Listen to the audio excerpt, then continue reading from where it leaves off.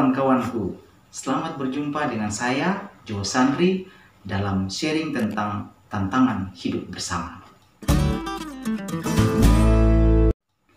Pada kesempatan yang baik ini, saya akan bersharing tentang salah satu tantangan dalam hidup bersama, yaitu perbedaan selera.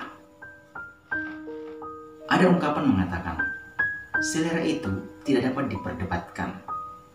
Dan saya kira ungkapan ini sudah tidak asing lagi bagi kita. Saya pun sudah sering mendengar ungkapan ini, bahkan sejak saya masih duduk di bangku sekolah dasar. Nah, beberapa hari yang lalu saya mendengar lagi kata itu diucapkan oleh seorang teman. Entah kenapa saya merasa tertarik untuk semacam menguji apakah ungkapan itu masih relevan dalam hidup kita di masa kini. Lalu saya menulis di laman Facebook saya, juga di story dan di beberapa grup WA saya, sebuah postingan di mana saya meminta teman-teman untuk menuliskan satu jenis makanan yang mereka tidak sukai, meskipun mungkin banyak orang menyukainya. Dalam beberapa menit saja sudah ada banyak yang ikut berpartisipasi memberikan jawaban.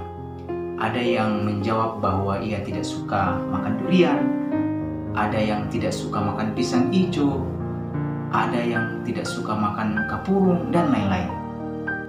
Yang menarik bagi saya adalah di antara mereka ada yang mengomentari jawaban teman yang lain yang kebetulan tidak suka makan durian, katanya. Bosku, kenapa kita tidak suka makan durian? Padahal itu mie buah yang paling enak. Lalu teman itu menjawab, ya namanya juga selera pak. Meskipun kita sama-sama laki-laki, tapi selera kita bisa berbeda toh.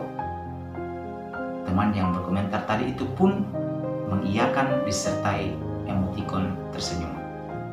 Kawan-kawanku sekalian, dari survei dalam tanda petik yang sangat sederhana tadi, saya akhirnya sampai pada kesimpulan bahwa ungkapan selera itu tidak dapat diperdebatkan adalah ungkapan yang tepat sekali dan masih sangat relevan hingga hari ini.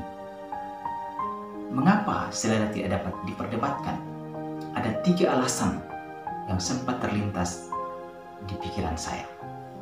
Yang pertama, karena setiap orang punya selera yang berbeda-beda dan tidak bisa dipaksakan satu sama lain. Bukan berarti karena saya suka makanan A misalnya, maka orang lain juga harus suka makanan A karena kami saudara atau karena kami adalah sepasang kekasih misalnya. Alasan kedua, makanan yang enak itu tidak hanya satu, bisa lebih dari satu, bahkan bisa banyak. Jadi, tidak bisa disimpulkan bahwa karena saya suka makanan A, maka satu-satunya makanan yang enak di dunia ini adalah makanan A. Sementara makanan B, C, D, dan seterusnya adalah makanan yang tidak enak. Iya, mungkin bagi saya tidak enak, tapi bagi orang lain enak. Bisa jadi justru bagi mereka makanan saya lah yang tidak enak. Dan alasan yang ketiga, mengapa selera tidak dapat diperdebatkan adalah karena memperdebatkan selera makanan adalah sebuah kesia-siaan belaka yang berpotensi mengakibatkan terjadinya keributan yang akhirnya dapat merugikan banyak orang. Dan sebenarnya kalau direnungkan, seperti itulah juga dengan kebenaran. Dalam masyarakat kita ada oknum atau kelompok tertentu yang kadang merasa diri paling benar, lalu mulai menghakimi orang lain yang dianggap salah.